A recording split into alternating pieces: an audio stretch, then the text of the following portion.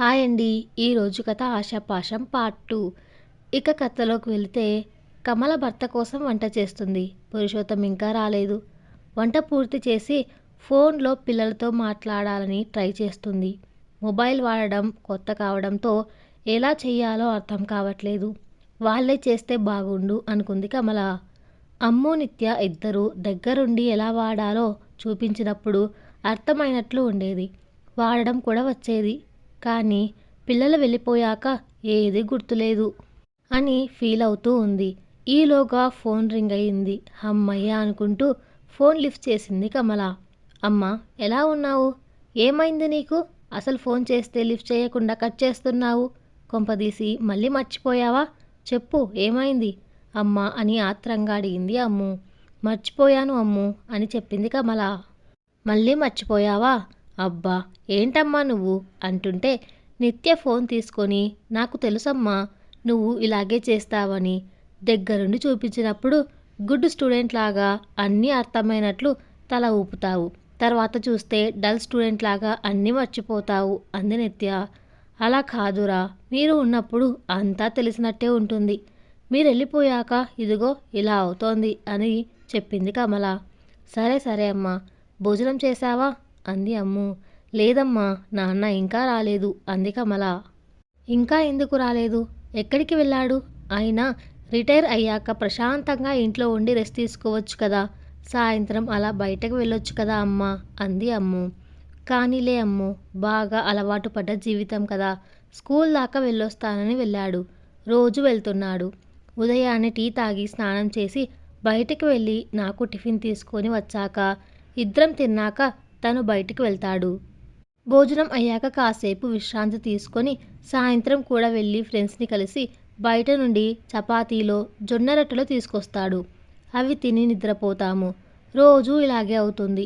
ఇంట్లో అన్ని చేస్తాను బావా అంటే వద్దు, నేను ఉద్యోగం చేస్తున్నాను కాబట్టి రిటైర్మెంట్ ఇచ్చారు, నాతో పాటు నువ్వు కూడా రెస్ట్ తీసుకోవాలి అని ఇలా చేస్తున్నాడు అని చెప్పింది కమల.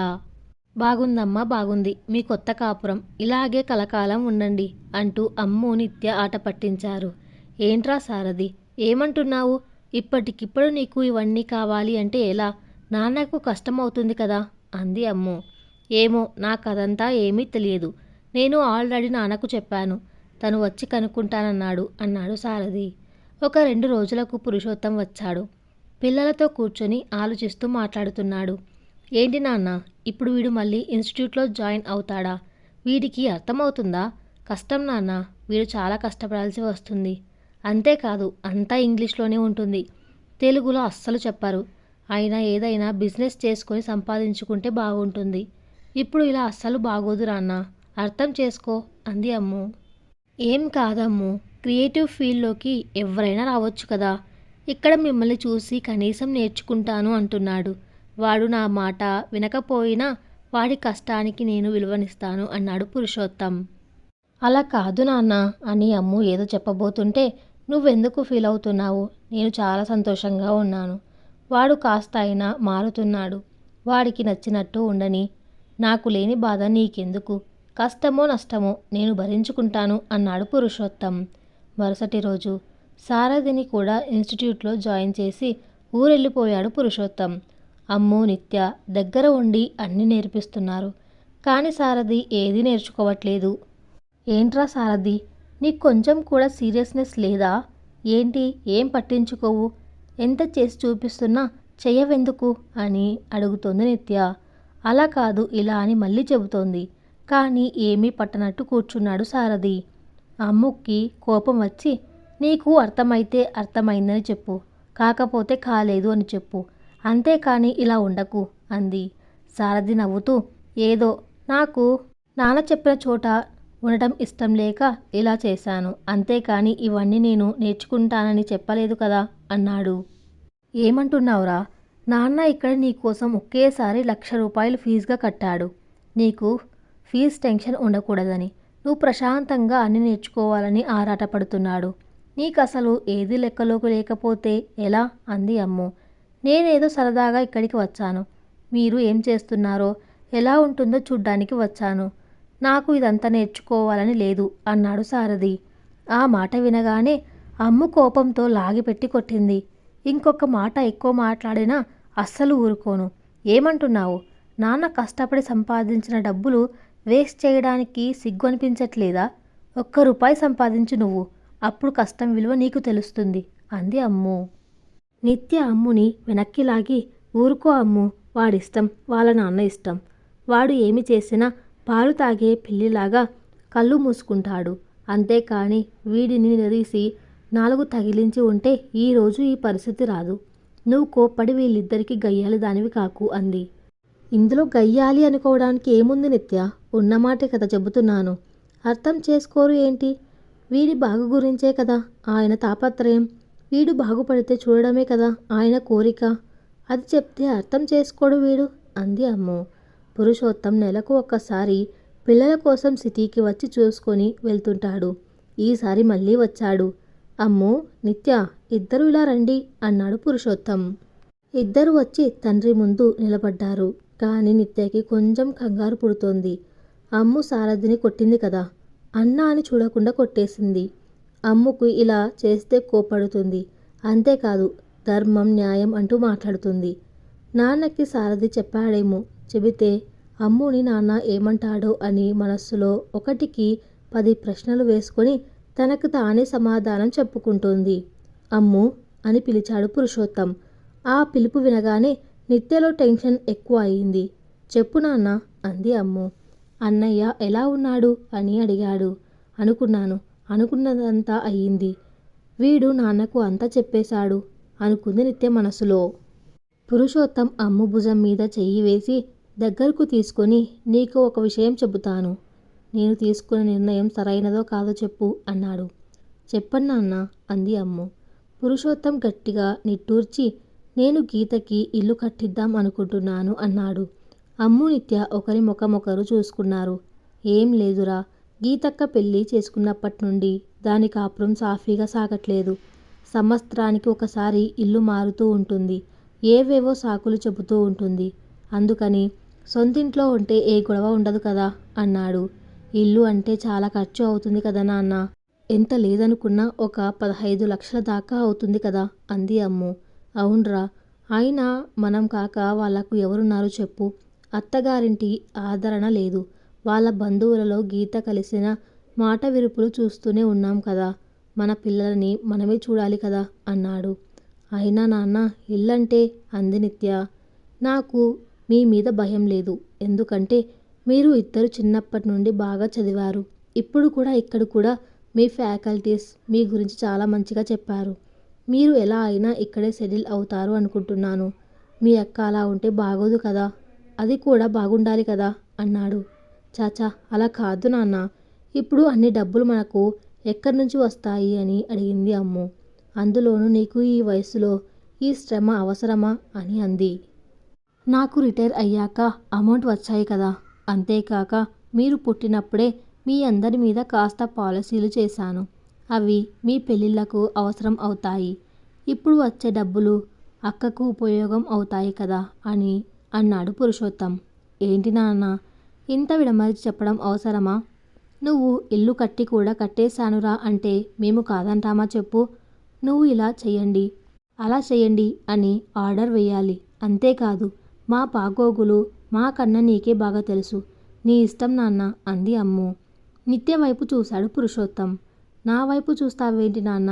అమ్ము ఇష్టం మీ ఇష్టమే నా ఇష్టం అంది నిత్య. ఇద్దరిని దగ్గరకు తీసుకొని కౌగిలించుకొని, నాకు తెలుసురా, నాకు నా మాటకు మీరు విలువ ఇస్తారని, ఎప్పుడు కాదనరని అని ముద్దు పెట్టుకున్నాడు. పాపం, నిజంగా అమ్ము నిత్యలకు తెలియదు ఏం జరుగుతుందో. కన్న తండ్రి కన్నా ఏది ఎక్కువ కాదు అనుకుంటున్నారు. చూద్దాం అసలేం జరుగుతుందో. పురుషోత్తం చూస్తుండగానే 1 సంవత్సరం తిరగకుండానే గీత కోసం ఇల్లు కట్టించేశాడు.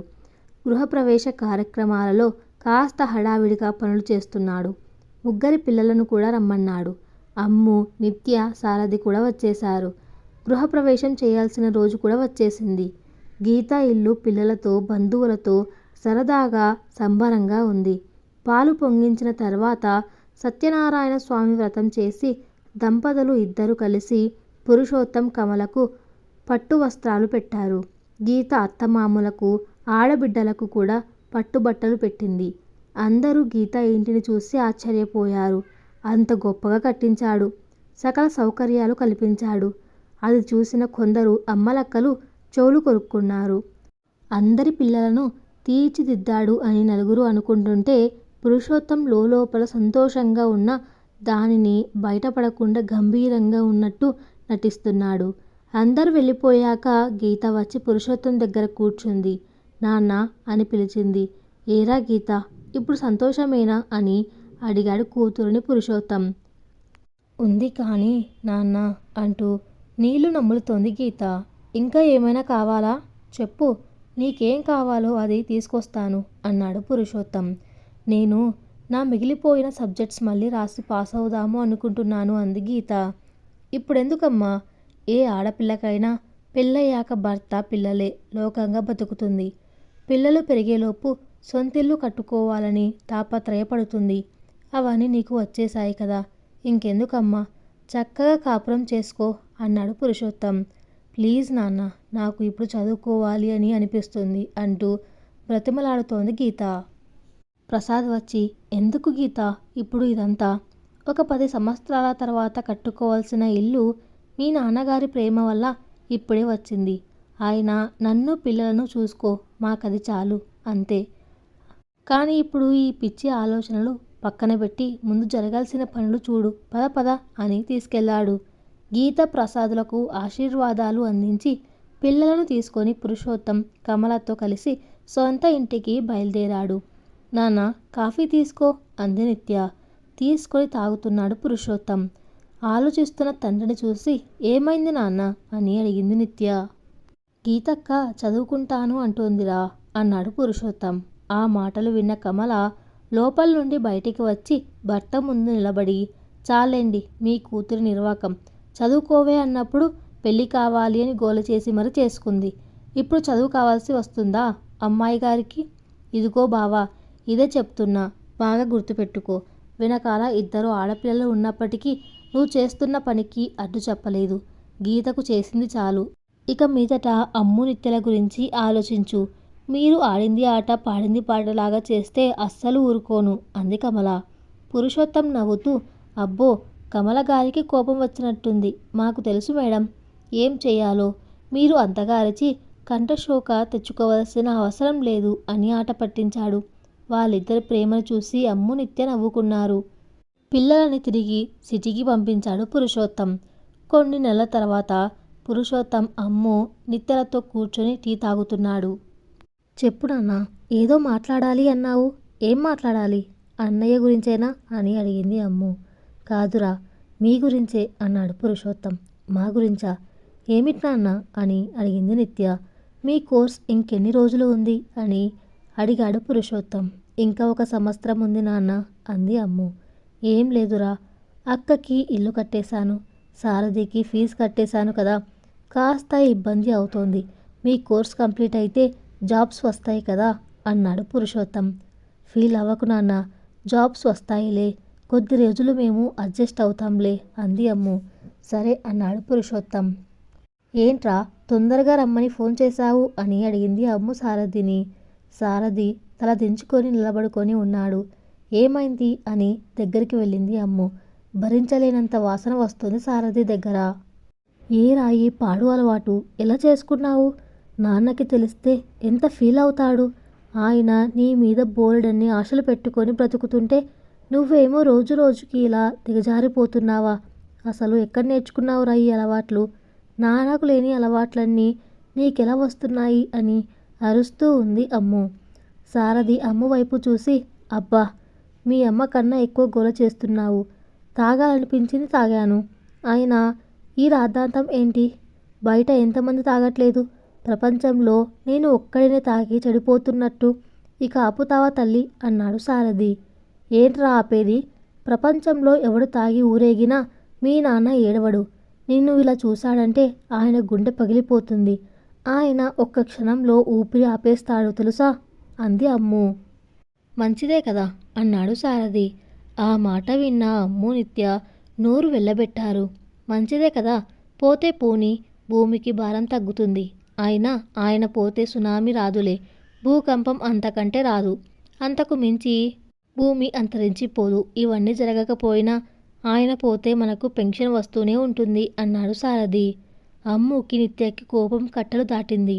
ఇద్దరు కలిసి సారథిని ఏడాపెడా వాయించేశారు. మరుసటి రోజు సారథి అమ్ము నిత్యల దగ్గరికి వచ్చి నిలబడ్డాడు. వాళ్ళు సారథితో మాట్లాడకుండా కూర్చున్నారు. సారీరా, ఏం మాట్లాడానో గుర్తులేదు, తెలియలేదు అన్నాడు సారథి.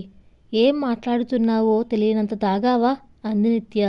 ఏ నిత్య, వాడితో నీకు మాటలేంటి? తల్లిని తండ్రిని గౌరవించని కొడుకుతో మనం మాట్లాడాల్సిన అవసరం లేదు, అర్థమైందా? నోరు మూసుకొని కూర్చో అంది అమ్ము. సారథి వెంటనే అమ్ము కాలు పట్టుకొని క్షమించు అమ్ము, ఇంకెప్పుడు ఇలా చెయ్యను అని బ్రతిమలాడుతున్నాడు. అమ్ము సారథిని తోసేసి చేసిందంతా చేసి ఇప్పుడు ఇలా చేయకు అని దూరంగా నిలబడింది.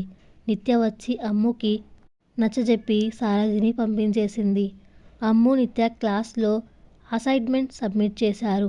అవి అన్నీ ఇన్స్టిట్యూట్ హెడ్ చూస్తున్నాడు. అందరినీ పిలిచి మీటింగ్ ఏర్పాటు చేశాడు. నేను పిలిచిన వాళ్ళు వచ్చి ఇటు పక్కన నిలబడండి అని చెప్పాడు. అందరికీ టెన్షన్గా ఉంది, ఏమవుతుందో అని. అందులో అమ్ము నిత్య పేర్లు కూడా ఉన్నాయి. అందరిలో టెన్షన్ ఎక్కువ అవుతుంది. ఎందుకు పిలుస్తున్నారు? పిలిచిన వాళ్ళను ఏమంటారు? అసలే నాన్న మా మీద ఆశలు పెట్టుకున్నాడు. ఏదైనా కంప్లైంట్ అయితే నాన్నకు తెలియకుండా మనమే చూసుకుందాము అని అమ్ము నిత్య గుసగుసలాడుకుంటున్నారు. ఈలోగా హెడ్ అందరూ ఇటువైపు నేను చెప్పేది వింటారా అన్నాడు. హాల్ మొత్తం సైలెంట్ అయిపోయింది. అసైన్మెంట్ చేయమని చెబితే మీరు ఏం చేశారు? మీకు అసలు నేనేం చెప్పాను? మీరు చేసే ప్రతి అసైన్మెంట్ మన హెడ్ ఆఫీస్కి వెళ్తుంది అని చెప్పానా? అయినా మీరంతా ఇలా చేస్తారు అని అస్సలు అనుకోలేదు అన్నాడు. అందరూ భయంతో అలా చూస్తూనే ఉన్నారు. మీరు ఇలా చేయటం వలన మన వాళ్ళకి నచ్చి మీ అందరికీ జాబ్ ఆఫర్ చేశారు అని గట్టిగా నవ్వాడు. నవ్వుతూ భయపడ్డారు కదా? అందరిని చూసి నవ్వుతున్నాడు హెడ్. ఒక్క నిమిషానికి అందరూ తేరుకొని ఊపిరి పీల్చుకున్నారు. ఓకే గాయ్స్, అందరూ వచ్చి అపాయింట్మెంట్ ఆర్డర్ తీసుకోండి అని ఇచ్చాడు. అమ్ము నిత్య రాగానే ఇద్దరిని చూసి లక్కీ గర్ల్స్, ఇద్దరు చాలా బాగా చేశారు అని ప్రత్యేకంగా అభినందించాడు. మీ అందరికీ 3 months ట్రైనింగ్, ఆ తర్వాత మీకు కావాలంటే మీ కోర్స్ని చేసుకుంటూ ఉద్యోగం కూడా చేసుకోవచ్చు అని వెళ్ళిపోయాడు. అమ్ము నిత్య ఒక్కసారిగా సంతోషంతో గట్టిగా అరిచారు. ఊహించని ఈ ఆఫర్కి ఆకాశమంత సంతోషాన్ని తెచ్చుకున్నారు. నాన్నకి ఫోన్ చేశారు. రింగ్ అవుతూ ఉంది. పురుషోత్తం ఫోన్ ఎత్తగానే అటువైపు నుండి నాన్న, మాకు ఉద్యోగం వచ్చింది అని అరిచారు. పురుషోత్తం సంతోషపడి కాస్త తేరుకొని కంగ్రాట్స్ మై బేబీస్ అన్నాడు. అమ్మను పిలువు నాన్న అన్నారు. కమల కూడా విషయం చెప్పడంతో కమలకి కళ్ళ వెంట ఆనంద బాష్పాలు రాలాయి. నాన్న అంటూ అమ్ము నిత్య సంతోషంతో వచ్చారు. పురుషోత్తం యథావిధిగా ఇద్దరిని దగ్గరికి తీసుకున్నాడు.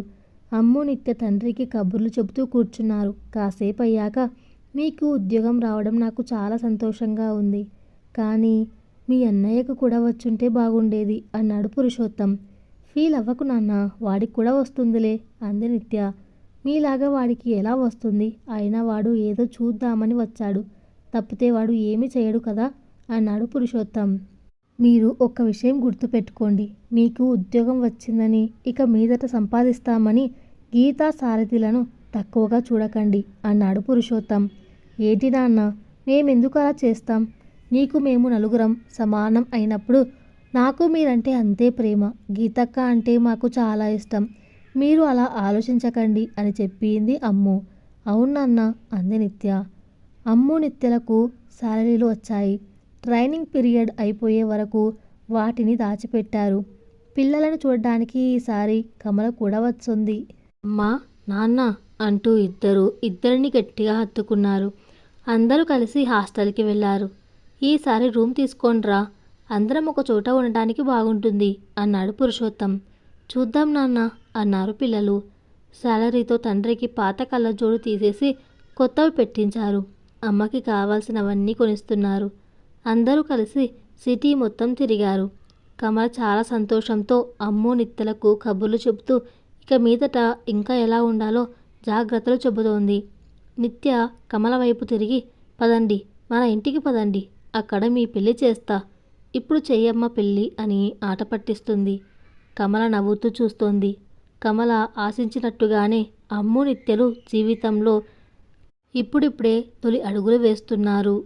ట్రైన్ బయలుదేరడానికి సిద్ధంగా ఉంది. వెళుతూ వెళుతూ పురుషోత్తం సారథి కోసం చూశాడు. సారథి దూరంగా ఎవరితోనో ఫోన్లో మాట్లాడుతున్నాడు. అమ్ము నిత్యలను దగ్గరకు తీసుకొని చెప్పింది మర్చిపోకండి. సారథితో ముందు ఎలా ఉన్నారో అలాగే ఉండండి. మీరు సంపాదిస్తున్నారు, వాడు సంపాదించట్లేదని వాడికి అనిపించేలా చెయ్యకండి అన్నాడు పురుషోత్తం. ఏంటి నాన్న, వాడెప్పుడు మాకు అన్ననే, మేము వాడి చెల్లెలమే. ఏ రోజైనా వాడితో ఎక్కువ తక్కువలు చేశామా అంది అమ్ము. నువ్వు నిశ్చింతంగా ఉండు.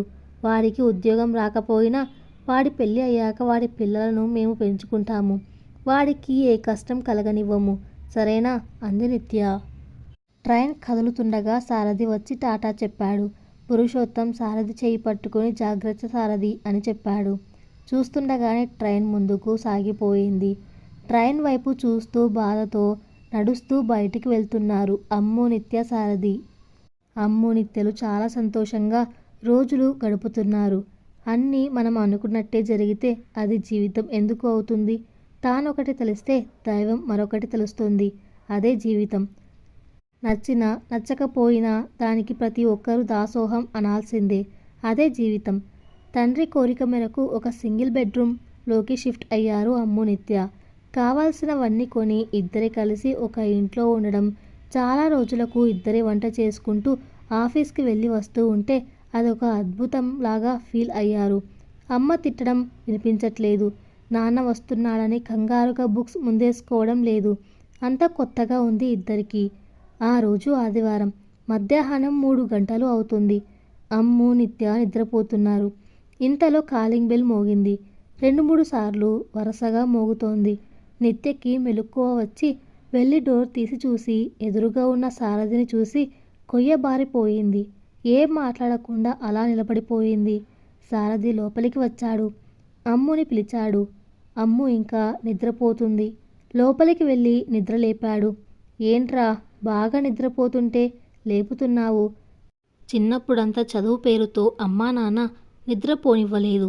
ఇప్పుడు ఏమైంది? చదవాల్సిన అవసరం లేదు కదా, ఎందుకు లేపావు అంటూ కళ్ళు నులుముకుంటూ సారథి వైపు చూసి నోరు వెళ్ళబెట్టింది. వెంటనే తేరుకొని కళ్ళు బాగా తెరిచి చూసి, మెడలో ఈ దండ ఏంట్రా, కొంపదీసి పెళ్లి చేసుకున్నావా అంటూ ఒక్క ఉదుటిన లేచి నిలబడింది. సారథి నవ్వుతూ చూస్తున్నాడు. సారథి అమ్ముని హాల్లోకి తీసుకొచ్చాడు. అక్కడ ఒక అమ్మాయి దండ వేసుకొని నిలబడింది.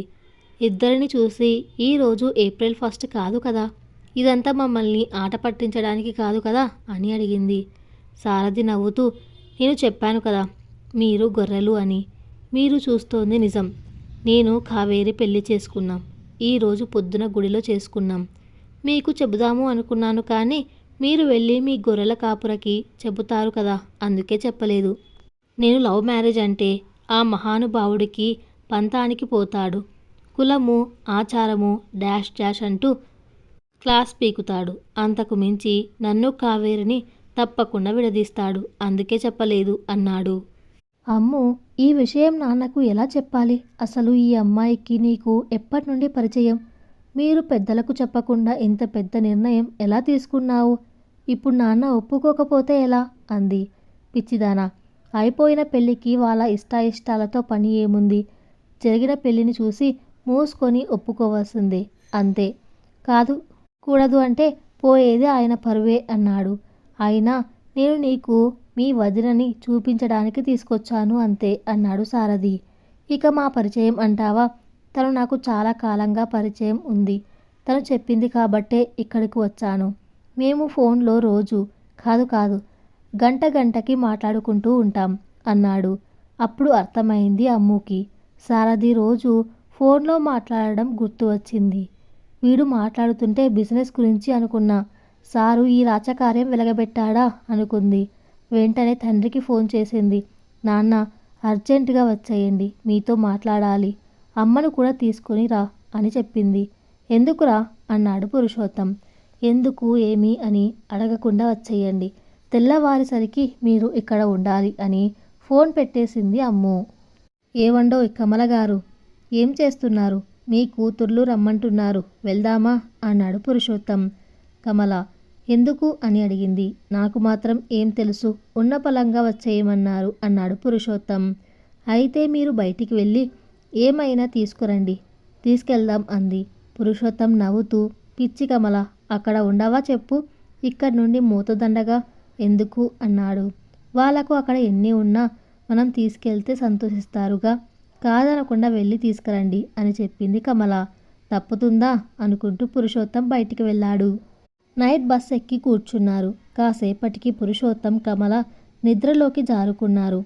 అమ్మునో నిత్యనో ఒక అబ్బాయిని తీసుకొచ్చి మనసిచ్చి పుచ్చుకున్నాం, దీవించండి అంటూ నా మీద బాంబు వేయట్లేదు కదా అనుకుంటూ ఉలికిపాటుతో లేచి కూర్చున్నాడు పురుషోత్తం. కమల దగ్గర ఈ అనుమానాన్ని వ్యక్తపరిస్తే అమ్మో కొంపలు అంటుకుంటాయి, కూతుర్ల మీద ఈగ వాలనీయదు అనుకున్నాడు. వివిధ రకాలుగా పోతున్న ఆలోచనలతో సతమతం అవుతున్నాడు పురుషోత్తం. మొదటిసారి కూతుర్లను చదువు పేరుతో ఎంత దూరంగా పెట్టాడో ఆ ఊరికి ఈ ఊరికి మధ్య దూరం ఎంతో తెలుస్తోంది. చూసే కొద్దీ ఎంతసేపటికి ఊరు రావట్లేదు, తెల్లవారట్లేదు. విసుగుతో విసిగిపోయాడు పురుషోత్తం. ఈ సూర్యుడు నిద్రపోతున్నాడా? రోజు తెగ తొందరగా వస్తాడు, ఈ రోజు కూడా రావచ్చు కదా అనుకుంటూ తన అసహనాన్ని వ్యక్తపరచలేక, లోపల ఉంచుకోలేక అవస్థపడుతున్నాడు.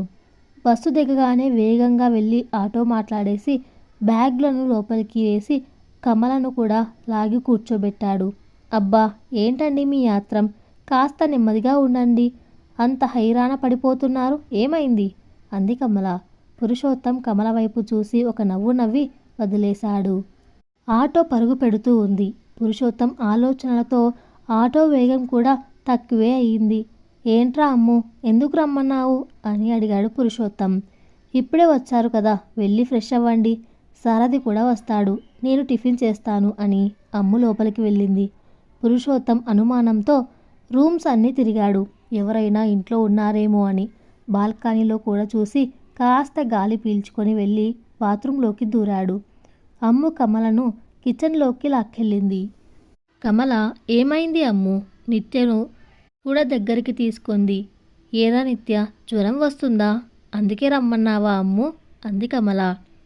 నీ బొంద, నేను చెప్పేది వింటే నీకు వస్తుంది జ్వరం. నేను చెప్పేది జాగ్రత్తగా విను, అరవకు ఏడవకు, నేను చెప్పాక ప్రశాంతంగా ఉండి జరగబోయేది చూస్తూ ఉండు అంతే అంది అమ్ము. కమల అయోమయంగా చూసింది కూతుర్ల వైపు. సారథి నిన్న పెళ్లి చేసుకున్నాడు, అమ్మాయిని కూడా ఇంటికి తీసుకొచ్చాడు, సాయంత్రం వెళ్ళారు అని చెప్పింది అమ్ము. అవునా, ఇదంతా నిజమా? అందుకేనా మీ నాన్న అంత కంగారు పడుతున్నాడు అంది. ఏంటి, విషయం తెలకుండానే అంత కంగారు పడిపోతున్నాడా? తెలిస్తే ఇంకేమవుతాడో అంది అమ్ము. అక్క, మనం ఏమైనా చేశామో అని ఇల్లంతా వెతుకుతున్నాడు, చూసావా అంది నిత్య. చూస్తున్నా, కొడుకు చేసిన నిర్వాకం చూస్తాడుగా, అప్పుడు ఏం చేస్తాడో చూద్దాం. ఎప్పుడు సారథి కోసమే అని జీవితాన్ని కొడుకు కోసం పణంగా పెట్టి జీవన పోరాటం చేస్తున్నాడు కదా, చూద్దాం అంది అమ్ము. అమ్మ, నువ్వేం మాట్లాడకు, నాన్న అన్నయ్య ఎలా మాట్లాడుకుంటారో చూద్దాం, అర్థమవుతుందా అని అంది అమ్ము. కమల పలకలేదు. అమ్మా, నీకు అంతా తెలిసినట్టు ఉండకు, సరేనా, మామూలుగా ఉండు అని తల్లిని సముదాయించింది నిత్య. టాబ్లెట్ వేసుకో నాన్న అని నీళ్లు ఇచ్చింది అమ్ము. సారథి ఇంకా రాలేదేంటి, వాడు వచ్చాక టిఫిన్ చేద్దామా అన్నాడు పురుషోత్తం. వద్దు నాన్న, నీకు షుగర్ ఉంది, ముందు టిఫిన్ తిను అని అందరికీ టిఫిన్ పెట్టింది అమ్ము. సారథి వచ్చాడు. కొడుకును చూసి ఊపిరి పీల్చుకున్నాడు. లోపలికి వస్తూ రా కావేరి అన్నాడు సారథి. ఆ మాట విన్న పురుషోత్తంకి నెత్తిన పిడుగుపడ్డట్టు అయింది. చేయి చాచగానే అటువైపు నుండి అమ్మాయి చెయ్యి సారథి చేతిలో పెట్టడం చూడగానే పురుషోత్తం కళ్ళల్లో నీళ్లు నిండాయి. కావేరి చెయ్యి పట్టుకొని సారథి లోపలికి వచ్చాడు. అమ్మా నాన్న, ఈ అమ్మాయి పేరు కావేరి అన్నాడు. కావేరి అంటే నాకు చాలా ఇష్టం, తను నాకన్నా నన్ను ఎక్కువ అర్థం చేసుకుంది అన్నాడు సారథి. ఎప్పటి నుండి ప్రేమించుకుంటున్నారు అని అడిగాడు పురుషోత్తం. ఈ విషయం మీ ఇంట్లో వాళ్ళకి తెలుసా అమ్మాయి? వీడి గురించి ఏం చెప్పి పెళ్ళికి ఒప్పిస్తావు అన్నాడు పురుషోత్తం. అందరినీ ఒప్పించాల్సిన అవసరం లేదు. ఎందుకంటే మేమిద్దరం పెళ్లి చేసుకున్నాం. మీ ఒప్పుదలలు పరీక్షలు వద్దనుకున్నాం. అందుకే పెళ్లి చేసేసుకున్నాం అన్నాడు సారథి. ఆ మాట వినగానే ఎంత ధైర్యం ఉంటే ఇంత పని చేస్తావు? నీకసలు పెళ్లి చేసుకునే అర్హత ఉందా అన్నాడు పురుషోత్తం. 3 ముళ్ళు వేయడానికి 2 చేతులు ఉంటే చాలు. తన నమ్మకమే నా అర్హత. ఇంతకన్నా ఏం కావాలి అన్నాడు సారథి. నీ మీద ఎన్ని ఆశలు పెట్టుకున్నాను. నీ సుఖం కోసం అహర్నిశలు కష్టపడ్డాను. నువ్వు సరిగ్గా చదవట్లేదని నేనే ఎగ్జామ్స్లో కాపీ కొట్టమని ఆన్సర్స్ ఇచ్చి మరీ పాస్ చేయించాను. నువ్వు కష్టపడకూడదని నేనే ఇల్లు కట్టాను. ఒక టీచర్ని అయినా పిల్లలంతా సమానమని చెప్పినా, ఆడ మగపిల్లలు అని తేడా ఉండదు అని చెప్పినప్పటికీ కూడా ఇంట్లో నీ మీద ఆశలు పెట్టుకొని నీకు ఏది నచ్చుతుందో ఏది నచ్చదో అని ముందే తెలుసుకొని ఆడపిల్లల కంటే నిన్నే ఎక్కువగా చూసుకున్నానే. నీకే ప్రేమని ఎక్కువ పంచానే. ప్రతీదీ నీకే అని నా సర్వస్వం ధారపోస్తే అని మాట పూర్తి కాకముందే సారథి మాటలకు అడ్డుపడి, హలో హలో పురుషోత్తం గారు, అంతటితో ఆగండి. ఏం మాట్లాడుతున్నారు మీరు? ఇప్పుడు మీరు చెబుతున్నవి అన్నీ మీరు అనుకున్నవి, మీరు ఆశపడ్డవి అంతే. అవి అన్నీ నా ఆశలు కాదు, ఆలోచనలు కాదు. మీరు ఏవేవో ఊహించుకొని అవి అన్నీ నా కోసం అనడం సబబు కాదు. మీ ఆశలు, మీ ఊహలు, మీ ఆలోచనలకు నాకు ఎటువంటి సంబంధం లేదు. అర్థమవుతుందా? అనవసరంగా నా కోసం మీ జీవితాన్ని అంతా నాకు ఇచ్చేసినట్టు వెధవ కబుర్లు చెప్పకు అన్నాడు. కమల లేచి, పిచ్చి పిచ్చిగా మాట్లాడితే పళ్ళు రాలకొడతా వెధవా. ఏం మాట్లాడుతున్నావు నువ్వు అంది. అమ్మ కమలమ్మ, నువ్వొట్టి అమాయకురాలివి. నువ్వు ఏమీ అనుకోకు. నీ భర్త నిర్వాకాలు నీకు తెలియదు. తెలిస్తే నువ్వు ఇలా ఉండవు అన్నాడు సారథి. రేయ్, నీకు నచ్చింది చేసుకున్నావు అంతే. నా భర్తను ఇంతకు మించి ఇంకొక మాట మాట్లాడినా అస్సలు ఊరుకోను అంది కమల. నిత్య మెల్లగా వచ్చి కమల చేయి పట్టుకుంది. పట్టుకోగానే అమ్ము చెప్పిన విషయం గుర్తొచ్చి మౌనంగా కూర్చుంది కమల. అమ్మ కమలమ్మ, నీ భర్త గురించి నీకు తెలియట్లేదు. నీకు తెలిసిన రోజు నువ్వు ఇలా ఉండవు. నీ భర్త చేసే నిర్వాకం తెలిస్తే నువ్వు తట్టుకోలేవు అన్నాడు సారథి. అమ్ము నిత్యల వైపు చూసి, మీరు ఈయనను నమ్ముకుంటే మిమ్మల్ని నట్టెంట ముంచేస్తాడు. మీరు కూడా అలాగా ఎవరినో ఒకరిని చూసుకోండి. ఒక అన్నలా మీకు ఈ విషయం చెప్పకూడదు. అయినా చెప్తున్నాను, అర్థం చేసుకోండి అన్నాడు సారథి. పురుషోత్తం లేచి నిలబడి అందరి వైపు చూసి, ఇదిగో అమ్మాయి అన్నాడు. మామయ్య అంది కావేరి. సరే సరే, మీ తల్లిదండ్రులను పిలిపించు, మాట్లాడాలి అన్నాడు పురుషోత్తం. మా పెళ్ళి అయిపోయాక మళ్ళీ మాటలు ఎందుకు అన్నాడు సారథి. మీకంటే పెద్దలంటే విలువ లేకపోవచ్చు, కానీ మేము అలా కాదు. మేము చేయాల్సినవి చెయ్యాలి కదా అన్నాడు పురుషోత్తం. నన్ను కావేరిని విడదీస్తే అస్సలు ఒప్పుకునేది లేదు. అలా చేస్తే మామూలుగా ఉండదు మీకు అన్నాడు సారథి. అందరూ మౌనంగా ఉండిపోయారు. సారథి కావేరీల గురించి తల్లిదండ్రులు తీసుకునే నిర్ణయం ఏంటి? కావేరి సారథిలు ఏం నిర్ణయం తీసుకుంటున్నారో చూద్దాం. కథ ఇంకా ఉంది. అది నెక్స్ట్ పార్ట్లో కొనసాగించబడుతుంది. Thanks for listening.